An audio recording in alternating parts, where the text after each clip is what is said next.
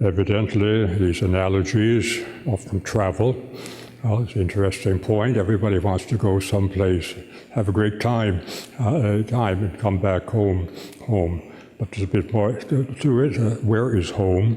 The home that will never cease, the home that will bring all joy.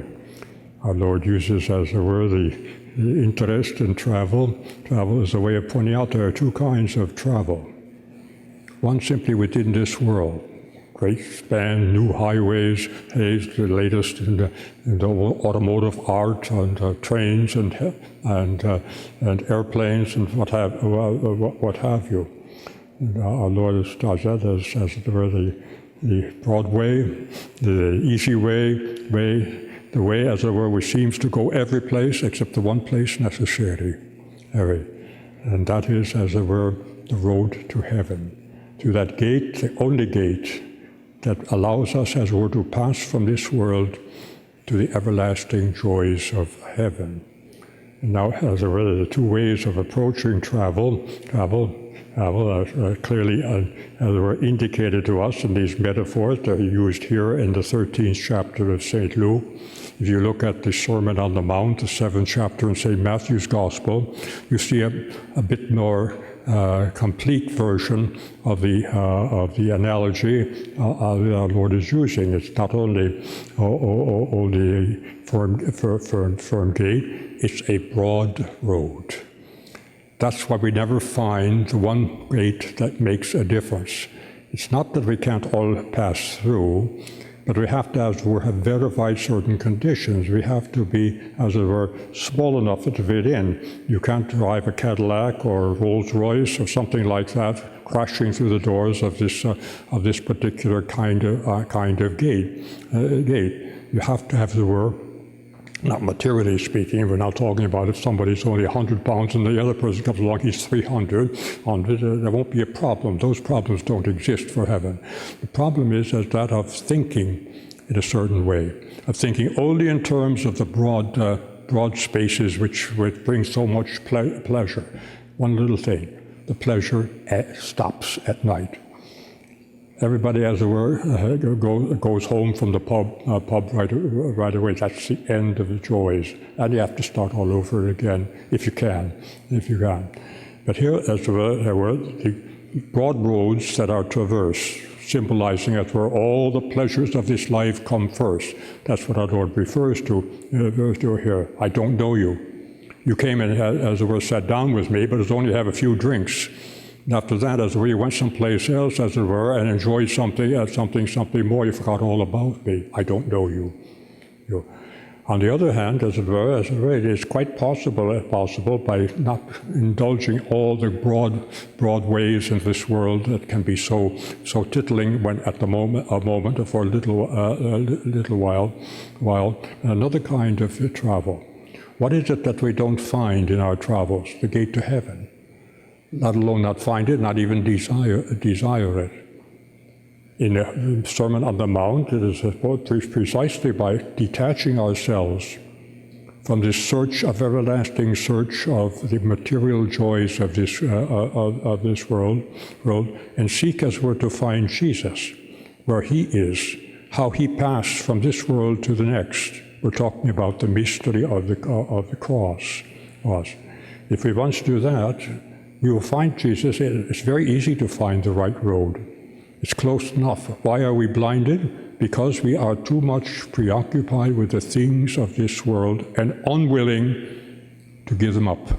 We have to be willing, as it were, to put all these things behind us, to deny ourselves and walk faithfully in the footsteps of Jesus, and we will come very close to that gate that opens into the stupendous joys, everlasting joys of the communion of saints. That's the first great point that our Lord wants us to take note of not being blind. Think of St. Augustine. He knew what the truth was for years before he actually was baptized, and finally fulfilled his mother's wishes, Saint Monica. The one thing he couldn't bring himself to do for so long was to be humble. That's what our Lord is asking us. use a humble means of transportation. You will get to heaven quick. If you depend on all the fancy, newest, state-of-the-art modes of transport, you get no place. You end up where you started and wonder if there is anything to gain. Wonder if there is someone absolutely the same in all of us that we must search for first to become holy, to become saints. No, we're not identical twins, but each of us must strive, as it were, to the best of our ability to be holy like Jesus. He became, in a sense, in a really profound sense, holy. Not that he was a sinner, but he became holy in a way in which we can imitate him and arrive in heaven. So that is the first thing we want to. We can find the place we want to go, and we can want to go there together if we take the blinders off. That means, as it were, that we need, as it were, to be humble, to be baptized, to walk in the footsteps of Jesus, to practice the virtue, to deny ourselves, to forget our own particular joys in this world, and help others to come close to Jesus. That's the first point that our Lord taught. I hinted at the second one unless we're humble, unless we want to, as it were, always be with Jesus, and not simply use Jesus as a means to get ahead in this world. Why, I'll be a millionaire walking in his footsteps. No, you won't. You'll be with everything perhaps except the thing that will, as it were, seemingly save you from any kind of suffering. But when we suffer, when we share the sufferings of Jesus, that's quite a different matter. We have to learn to realize, how can we do that best? And this is where Our Lady comes in. The mother of all our graces. If we learn, as it were, to imitate her humility, her willingness, as it were, to help her neighbor, the willingness to help all those who have become her children, and to want, as it were, to bring to become her children those who have not yet known her. There is a secret of all the great saints. There was a secret of Saint Monica, the mother of Saint Augustine, that he finally woke up, and he all of a sudden realized who his mother was, in a certain sense, an extension, the Mother of God. And that is exactly what is given to us when we proceed in this fashion to the door that enters into heaven. When we are baptized, in a certain sense, and we are already there. We are still here, but already there. And we realize what St. Peter said to our Lord when he said to him at the end of the sermon on the Eucharist at Capernaum, are you going to leave too? As all his disciples were leaving. Oh, they couldn't adopt this silly talk about eating God's flesh, etc. So Peter's reply was one of the most beautiful responses that were ever made. Lord, to whom can we turn? To whom can we go? What is the end of simply enjoying the things of this world, of doing what we please, of tricking people into helping us and supporting us, and all the other things that are going on today? It's simply the anticipation of what's going to happen in hell for all eternity. It's not necessary to go to hell. It's much easier to recognize, Lord, to whom can we go? You have the words of everlasting life. What does it matter if I have this suffering or that suffering? What does it matter if I have to help so-and-so rather than enjoy myself? All that counts is that at the end of all this, I will be with the Lord, with all of the other saints in heaven. And indeed, I am already partly with him, enjoying him.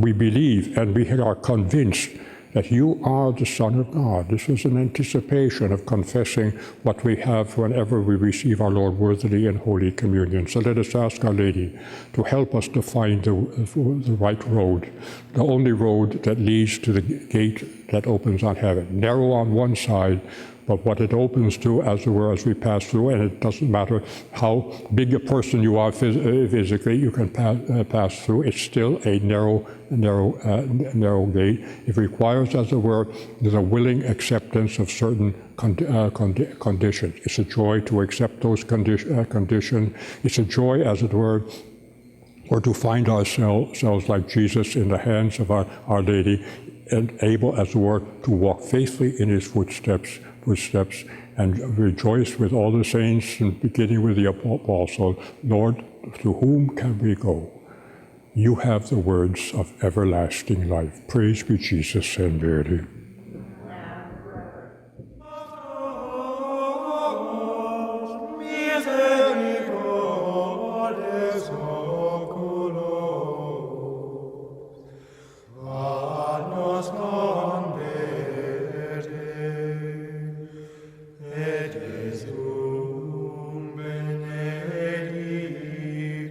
Fructum ventris tui,